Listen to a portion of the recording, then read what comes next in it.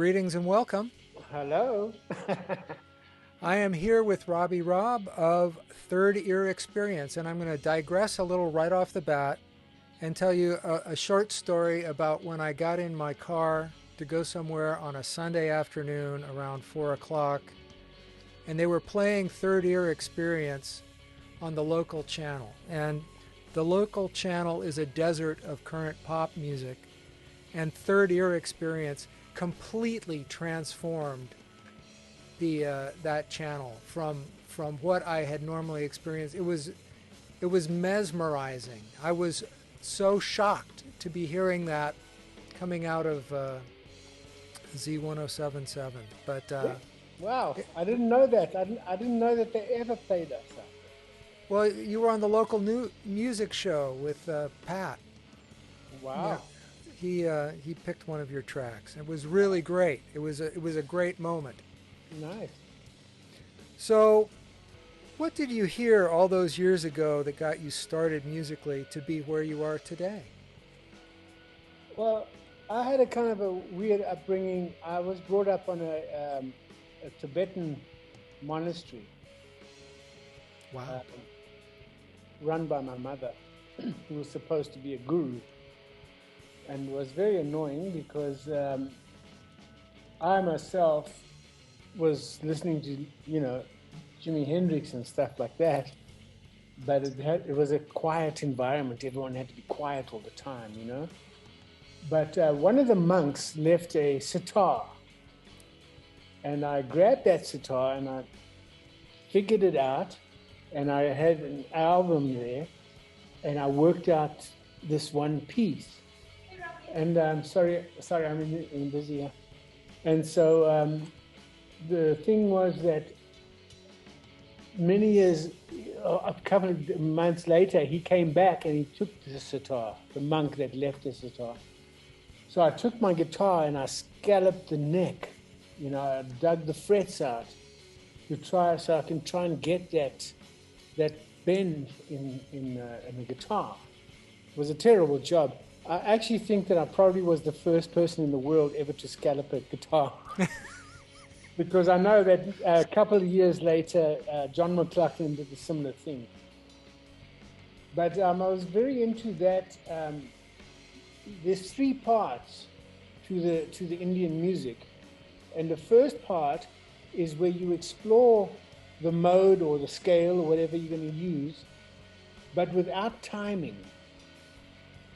And that became to me a very fascinating thing because I couldn't do it. You see, the thing is, the moment you play a melody, that little rhythm will stick in your consciousness. So the next melody you play will have the same rhythm. And that's what you're not supposed to do. Oh. You're supposed to completely, after each little phrase, clear out any rhythm.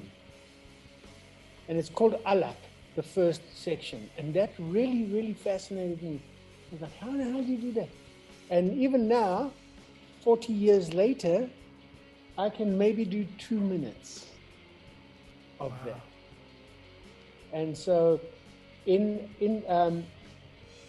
arriving in Joshua Tree, we started seeing the midnight, the Milky Way and all that. And I was like, how do you interpret that musically? And it brought me back to that thing of, it's a timeless thing. You can look across the sky, you can see a few, constellations, you can see a few patterns, but if you're really looking, there isn't a rhythm. And so that's what became very important to me with the third ear experience was let's put on the recording equipment and let's play the Milky Way and see what happens. And I noticed natural rhythms would come up, but you get the idea. Yeah. So that brings us to the next question. what is your process for building a piece? Well, really, it's all about the musicians I'm playing with. It's a chemistry. So I don't want to force anything on anybody. And so basically, maybe we'll choose a key that we're going to work in, and I might have three motives. And so, okay, we'll begin over here somewhere, and then let's make our way to this, and then let's go with that. And it's based on that Indian business. The first aspect of it will be try to be timeless, try not to get into a groove, try not to force anything. The next section, a little bit more rhythmical, and the last section, let's rock the shit out, you know? Mm-hmm. So those three aspects of the Indian music has been with me all this time, and that's basically the only thing I discuss with the musicians. You know, it's like, okay, we're going to go this way, we're going to go this way, we're going to go that way, but at any point, you can dive back into the beginning part, and you know, you can go back into the timeless, and then we'll work our way. You know, those are the only rules basically, and then we have a key. Mm-hmm. Because I like the open strings and the droning of the guitar, it's usually E minor. A lot of my friends are like sick of E minor, but it's E minor. Well, open strings, always going to work. Yeah. And we had discussed this a little earlier. Is there a piece of gear or something that you'll be using for Wonder Valley Experimental 13 that particularly inspires you? Well, one of the things I really appreciate about this festival that you're putting on is that you're facilitating an aspect of myself that I cannot really find a safe place to do. You give me a safe place to go into a place that even I'm scared of, you know. And so one of the things is I bought a guitar synth. It's a Boss guitar synth, and it has an immediate response. There's no delay to the touch and all that. But the thing is it's a pretty nasty piece, and it's a pretty nasty instrument. And so once you invited me to play this festival, I thought to myself, let me go in there and really try to tame that beast a little bit. Not necessarily tame, or let it educate me, but at least that I'm going to be in a space where you will your audience and the type of people that you attract to that type of festival will understand the journey and will accept the journey. It's not like I'm going to have to be, oh, you're going to have to play good guitar now, Robbie. No, I might screw up big time, but what you're going to watch, what you will witness in live, is me going through the fuck up of me not understanding what's coming from the guitar and finding my way through it, because that thing is not that particular guitar synth is not friendly. It has its own shit going on. So I'm gonna have to. So I want to use that for you for this show, where it's gonna test me, and it might even test you, Mark. Oh, I'm humming with anticipation. That should be a good test. I look forward to it. Yeah, I don't mind breaking down the box. You know, I don't mind snapping things wrong. You know, I don't care. But Well, I wrong is appreciate that you put on a festival where we are allowed to do that. you are encouraged.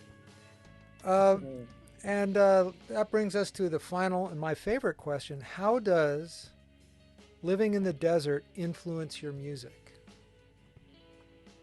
Well, put it this way, you know, I looked at the Milky Way, and I looked at the distances, and I looked at the sand road, And I said to myself, how do you interpret that musically? You know, when I was in South Africa in apartheid days and being the rebel rocker, you know, in a sense, a musician becomes a photocopy of the environment, you know. And so I was writing about the injustices and political wah. Got me into a lot of trouble, landed up in America, landed up in the desert. You can't be looking at the Milky Way and singing about your hate for Trump. It doesn't make sense, you know what I mean? So there's looking at these distances, the rocks, the rock formations in the desert. They have an influence on you, on me anyway. And it's an indescribable food that comes off this desert that nourishes my playing. And so I really want to, don't even want to, I have no choice. I have to play in accord with my environment. And so when I'm playing notes and stuff, if I'm playing at nighttime, it's a slightly different thing. If it's very hot, you know, you're playing slower. You know, you're playing quieter. And that's why I called the band Third Year Experience, because there's a way of listening that has nothing to do with, you know, I've got this one thing where I say that there's two bandits that can rob me of playing the right way. And the one bandit is called the past, and the other bandit is called the future. If I get snagged by the past bandit, you'll hear me playing blues licks. Probably, you know what I mean? Or some Zeppelin or some shit I've played before, you know? Mm-hmm. And if I get robbed by the future bandit, I'll probably be out of time with my musicians because I'll be pushing, you know what I mean? I'm going to be forcing something.